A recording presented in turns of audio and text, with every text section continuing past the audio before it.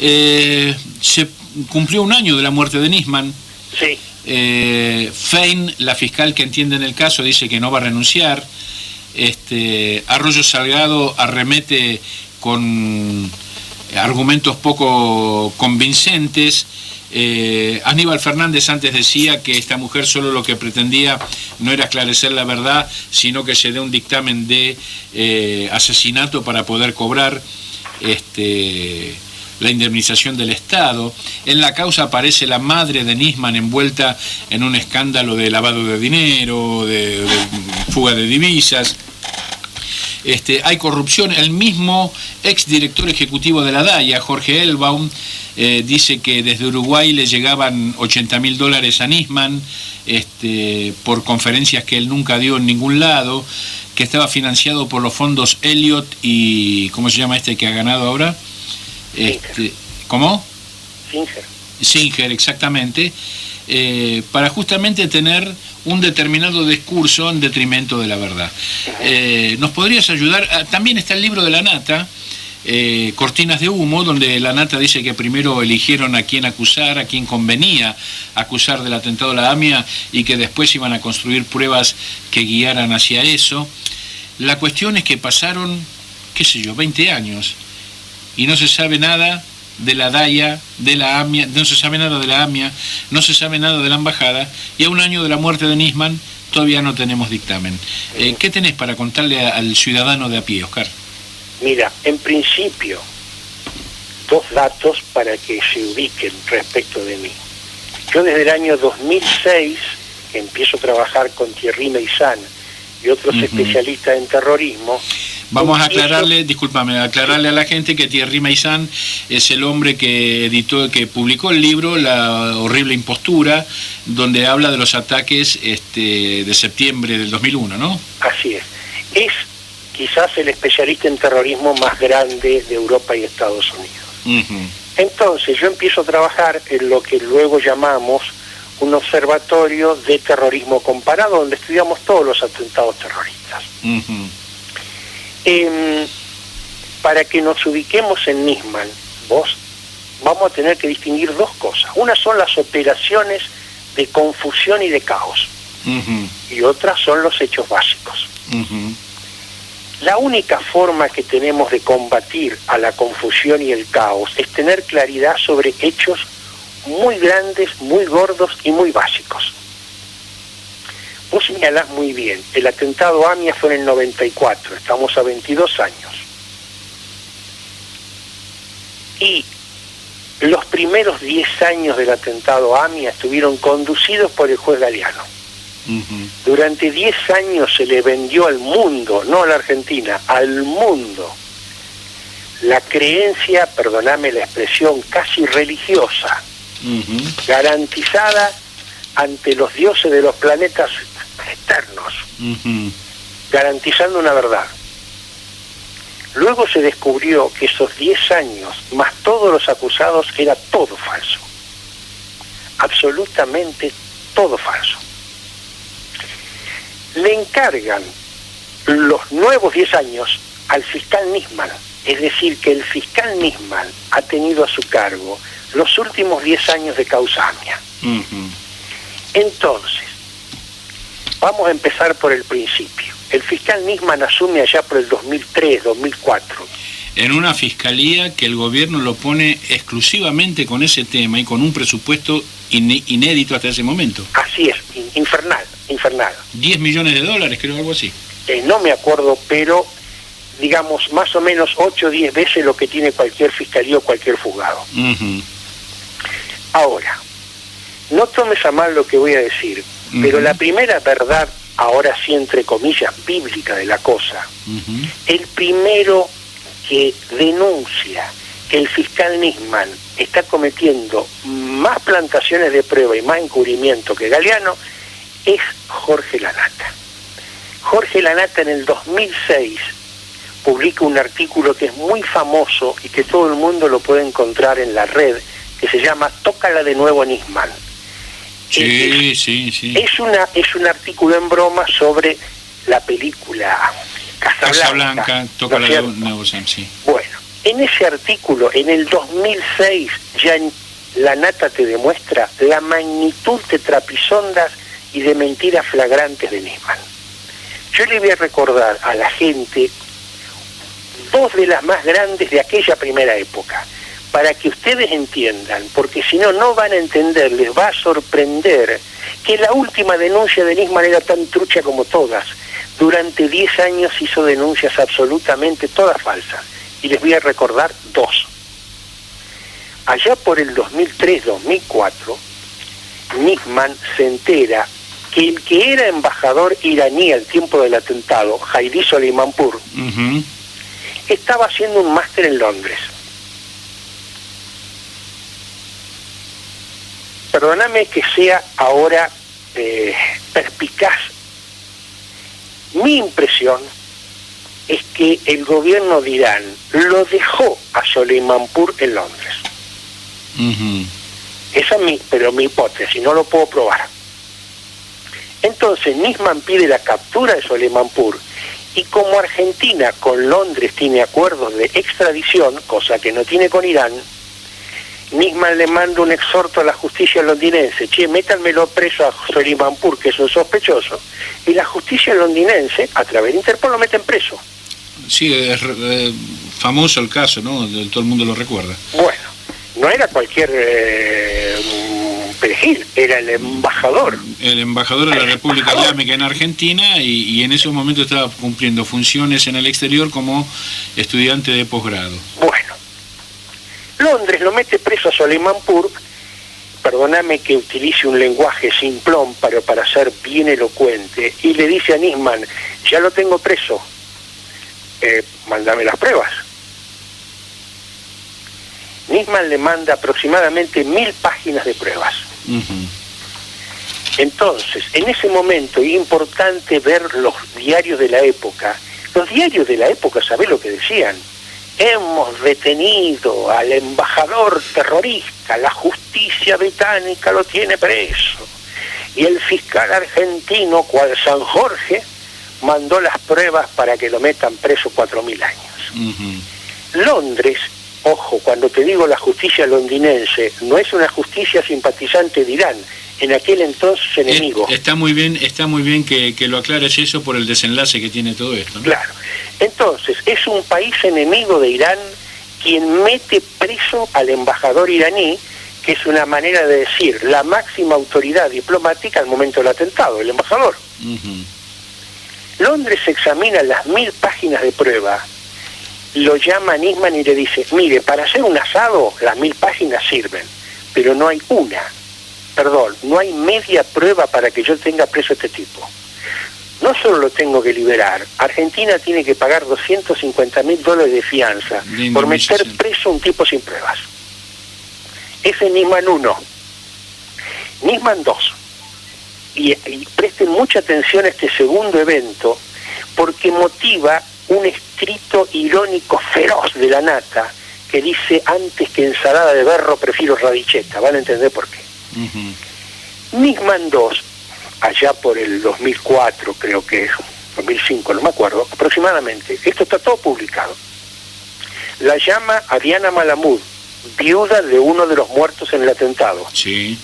Y le dice: pasado mañana me voy a Estados Unidos y voy a traer la prueba bomba. Voy a traer la prueba del conductor suicida libanés de Hezbollah, porque los hermanos Berro, del conductor suicida Berro, me van a confesar nada más ni nada menos que delante del FBI y una fiscal de Detroit. Andá tomando nota. Primero justicia de Londres. Ahora vamos al FBI y la fiscal de Detroit, Estados Unidos, alto nivel. Diana Malamud le cree, Moshel, le cree de buena fe, sí. Le cree. Va a Nisman, hace lo que tiene que hacer, vuelve y da la conferencia de prensa más grande que yo recuerdo en la historia y dice: los hermanos Berro me han confesado, no me han confesado delante de Mohsen Ali, me han confesado delante de un fiscal de Detroit y del FBI, que ellos son los hermanos del conductor suicida de Hezbollah que estrelló la camioneta Lamia. ¡Ay, mi Dios! Hay que ver el momento, porque los diarios de otra época, después era una noticia mundial, Moyen. Y aquí empieza lo que lo voy a desarrollar un poco más adelante, porque estoy estudiando eso, cómo trabajan los servicios de inteligencia. Hasta acá tenemos una operación de inteligencia brillante. TN, el grupo Clarín, todo el mundo recibe la conferencia de prensa del fiscal. Descubrimos el conducto. Y la empieza a difundir, por supuesto. La empieza a difundir. Suponete que ese es el día miércoles. Ahora viene la contraoperación de inteligencia o la operación de contrainteligencia. Los mismos servicios de inteligencia llaman al diario La Nación y le dicen: lo que trajo Nisman es pescado podrido en mal estado. Llamen a los señores Berro. Al día siguiente, gente del diario La Nación, Rolando Hanglin, llama a los señores Berro y le dicen: dígame, don Berro, ¿estuvo el fiscal argentino? Sí. ¿Los interrogó delante de una fiscal norteamericana del FBI? Sí. ¿Y ustedes que confesaron que el hermano ustedes voló la AMIA? No, mi querido, le dicen los Berros norteamericanos. Le dijimos al fiscal, delante de la justicia del FBI norteamericano, que nuestro hermano, el pobre infeliz, no conoció a la Argentina, porque el tipo en un ataque militar quedó medio tullido y desgraciadamente murió en el Líbano. Este es Nisman. Y así vamos a seguir, seguimos y seguimos, hasta que llegamos a la última denuncia. ¿Qué es lo que cambia entre la última denuncia y todo lo anterior? Que si bien las denuncias anteriores terminaban en una chapucería, pagábamos los $250.000 a Londres y todo se tapaba, nos olvidábamos del escándalo de los Berros, a pesar de que la Nata publicaba un artículo, y así seguíamos.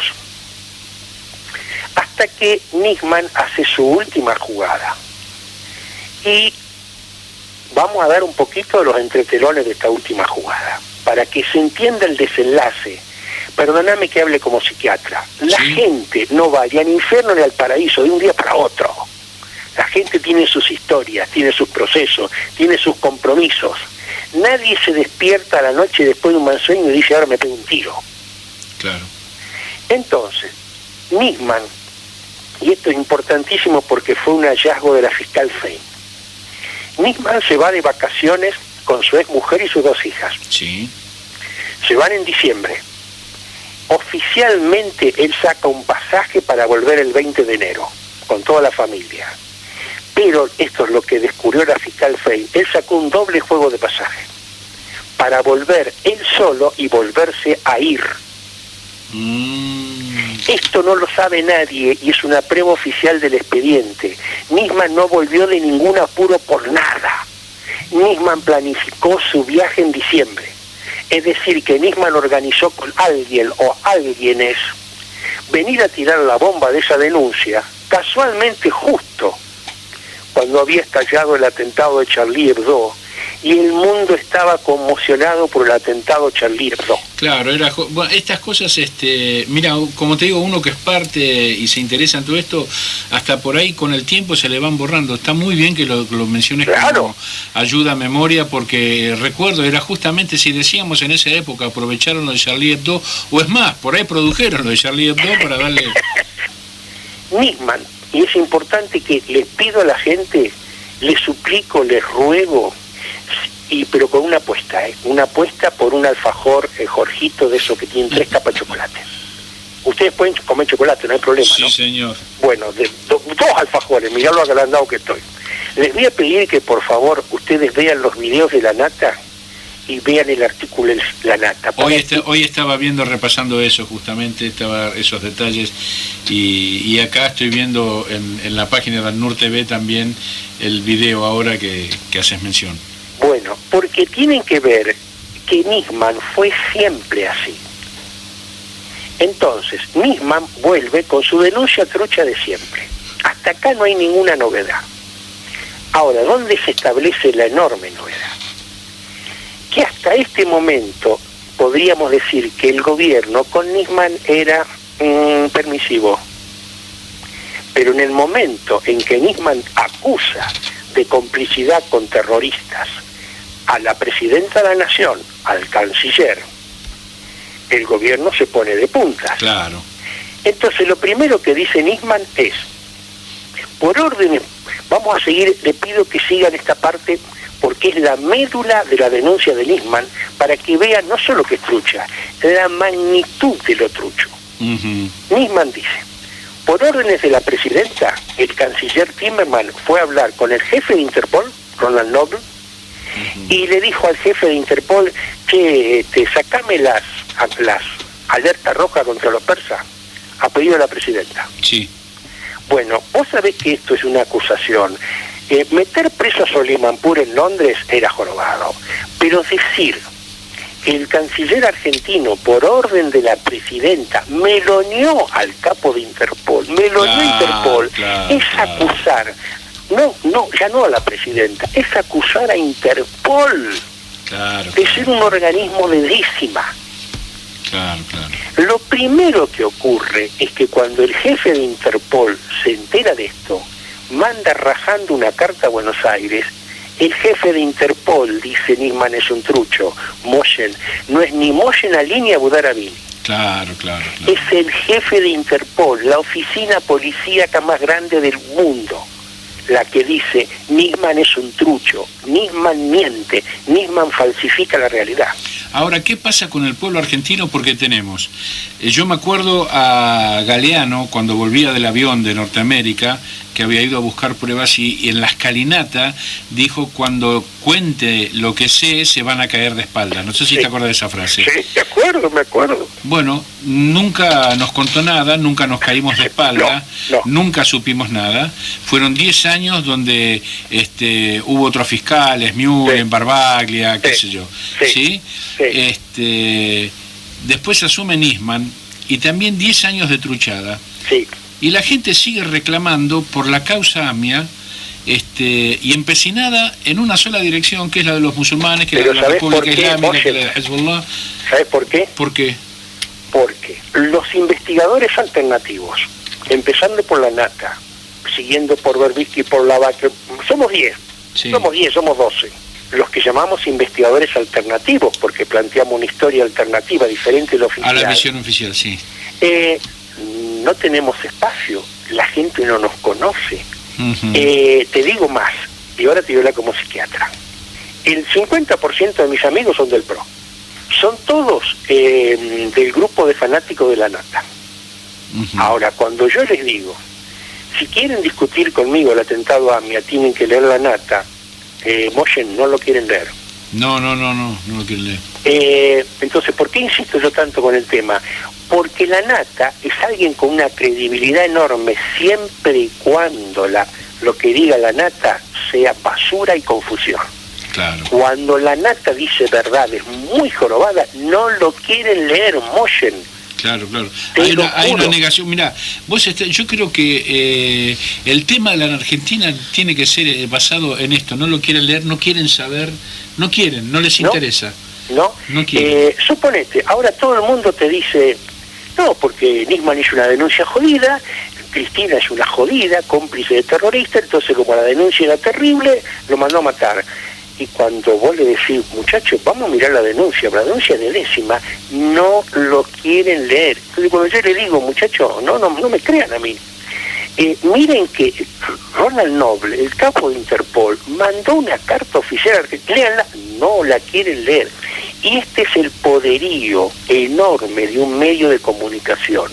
Logra tamaña intoxicación de la gente, logra tamaño lavado de cerebro, que aunque vos luego le des un palazo en la cabeza y le digan de otra cosa, no te lo van a leer.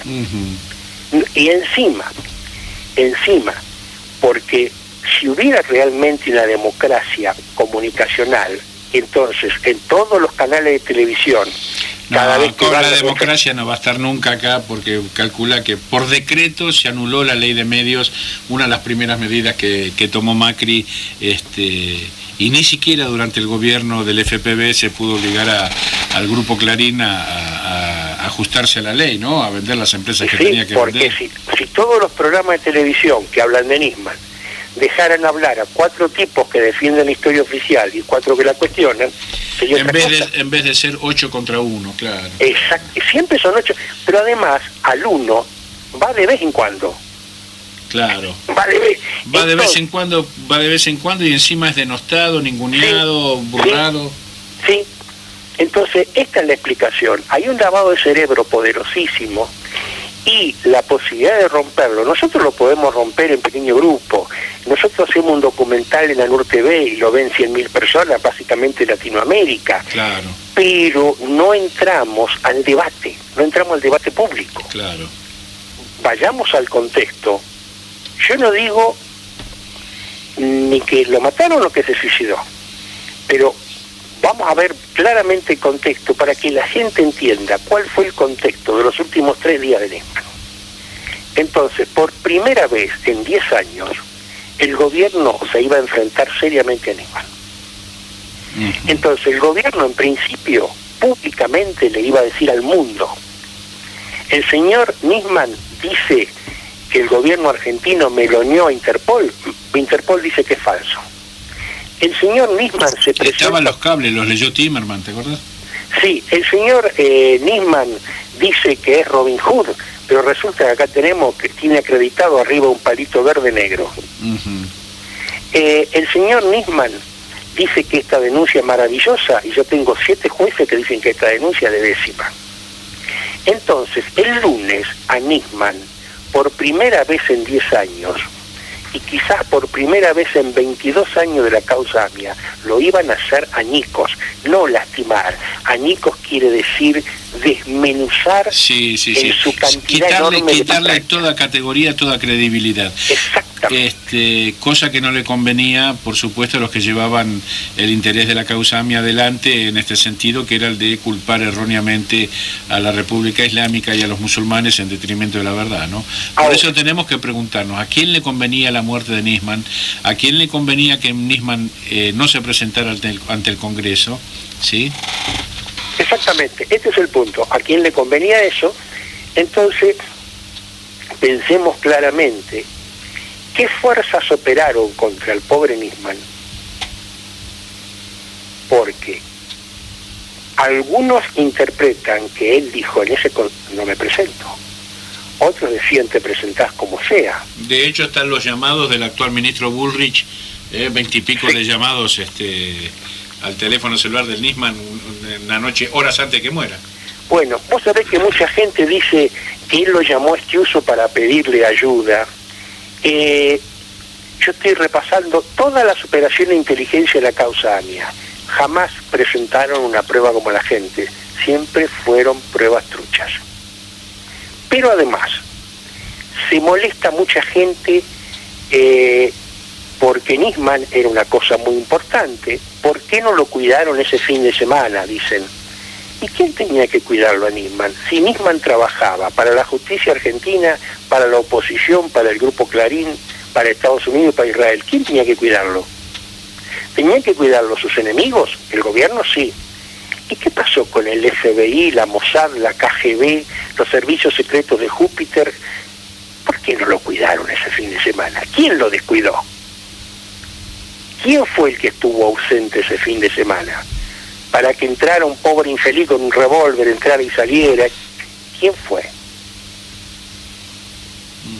¿De qué magnitud de soledad estamos hablando de este infeliz que se muere, lo matan, lo que sea? Bueno, justamente es la magnitud de la soledad de aquel tipo que le soltaron la mano y que dice yo no muero solo, me iré a llevar a varios conmigo. Yo interpreto eso, ¿no? Mañana mañana cuando vaya al Congreso voy a abrir la boca, pero no para decir lo que ustedes quieren, sino para decir la verdad. Bueno, así que sí, fue toda una cuestión de cosas que quizás nunca sepamos. Es posible. Ahora, ¿qué es lo fundamental? Nosotros volvimos a hacer hace poco y yo me he puesto un poco rompecocos, porque la mayoría de los investigadores alternativos, que no son, ponele que sean 10, 12, 15, nunca aparecen juntos, siempre aparecen aislados. Claro. Entonces, me han dado bolilla. Y en el último documental que hicimos sobre Nisman, empezamos a mostrar a muchos investigadores. El que mostraron ahí en La Hora de los Pueblos. Exactamente, lo pusimos a Berbisky. Que se puede ver con esa famosa frase de Berbisky, era un buen agente de inteligencia, ¿no? Sí. Se puede ver en ANUR TV, le decimos a la gente que investiga. Está muy aclarado. porque además está la participación de Juan Salinas, de Leopoldo Meró, de Horacio Berbisky, de Juan Gabriel Lavaqué, de Jorge Lanata. Están por primera vez juntos, yo te diría, la élite de los investigadores. Y es importante que la gente vea, para que vea que no hay un solo tipo solo, un Moshen Ali allá en las dunas del desierto, o un Oscar Abudarabi en otra duna. Los 10 investigadores de primera línea argentina tienen investigaciones todas confluyentes. Entonces, ahora vos podés preguntarme, ¿cómo sigue esto? Mira, nosotros tenemos un escenario hipotético, realmente, no quiero usar la palabra negativo, pero tengo que usarla, un escenario realmente negativo, porque da la impresión de que independientemente de que no haya prueba, de que la denuncia sea trucha, de que la maquinaria política, jurídica, mediática avanza para un lado. Nisman no era un traidor y un canalla, sino un héroe, seguramente lo mató el gobierno. A nosotros nos parece que va a seguir por ese lado. Esto es lo negativo. ¿Cuál es lo positivo? Te voy a dar un ejemplo de lo que yo vengo trabajando con gente que sabe inteligencia para distinguir, y esto le va a quedar mucho a la gente, qué es una prueba de inteligencia trucha de primera y qué es una prueba de inteligencia trucha de décima. Vamos a suponer que don 007 Estiuso me contrata a mí, porque soy cineasta. Me dice, mire, don doctor Abudarabini, yo que estoy acá rascándome en las playas de Miami, tomando cócteles con la CIA y el Mossad, consígame una prueba falsa pero muy bien hecha, para que yo pueda invocarlo al gobierno argentino y invocar a los iraníes. Entonces yo le digo, quédese tranquilo, don 007. Me voy con un cameraman, una buena cámara con un teleobjetivo a Teherán. A la salida de algún lugar de gobierno, Teherán tendrá su Casa Rosada, me imagino. Por supuesto. Entonces me pongo a la salida de la Casa Rosada con un buen teleobjetivo, pido que me digan quiénes son dos funcionarios de mediano rango o de rango importante, y los filmo de lejos. Luego los doblo en farsí, les doblo la voz. Y uno, suponete, Iraní Juan le dice a Pedro, che, viste qué bien que nos salió eso, porque la presidenta argentina me pidió un comando, yo le mandé un comando y lo matamos a Nisman. Vamos a suponer, ¿vos sabés lo fácil que es hacer eso con un doblaje? Claro. Muy fácil. Ahora, si 007 Estiuso se presenta a la causa y en vez de decir no traje ninguna prueba, trae ese video, a vos te va a llevar 7 meses probar que el doblaje es falso. Claro. Esa sería una prueba de inteligencia trucha, pero de primera, que te va a llevar 6 meses demostrar que es falsa. Ahora, 00 Estiuso, ¿sabe qué trajo? Le dice la jueza, dígame, don 007, ¿así que usted piensa que lo mataron? Sí, yo pienso que lo mataron, ¿por qué? Son años. No, yo pienso que entró un comando, entró en la casa. Ah, entró en la casa, sí. No, sí, entró un comando y vio la pistola por ahí y la usó. O sea, si vos le llegás a contar este guión a un chico, de esos que juegan con los videojuegos de 8 años, te dice, loco, haceme un video como la gente, claro. No me tomes de imbécil. Entonces 007 Estiuso trae lo que yo llamo una prueba de inteligencia de décima. Yo, en nombre de mis conocimientos de inteligencia, digo que acá entró un comando, no sé, vinieron un plato volador, entraron por las cañerías y venían con una gomera, pero dijeron, me matarlo con una gomera, agarramos la pistola, y la pistola, no sé, a lo mejor la tenía Nisman arriba de la mesa. ¿Vos te das cuenta del nivel de idiotez que hay en todo esto? Y sin embargo, esta idiotez, la gente lo está creyendo como si fuera la Biblia, la Torá o el Corán. Porque no quieren saber la verdad, porque la verdad, para conocer la verdad, conlleva varias consecuencias. Uno, que tener la valentía de investigar la verdad para conocerla, porque una vez conocida no se puede permanecer indiferente. Exactamente. No se puede permanecer indiferente. Y la otra, tiene una serie de consecuencias en lo que es la vida mundanal, de pérdida de relaciones, de dinero, de trabajo, de amistades, que nadie quiere afrontar eso. Entonces todo el mundo prefiere hacerse el distraído. Es como cuando se hablaba contra el sionismo y pocos se animaban a hablar para no ser tildados de antisemitas, ¿no es cierto? Claro. Porque ¿cómo conseguían laburo después? ¿Quién les iba a dar pelota? Claro.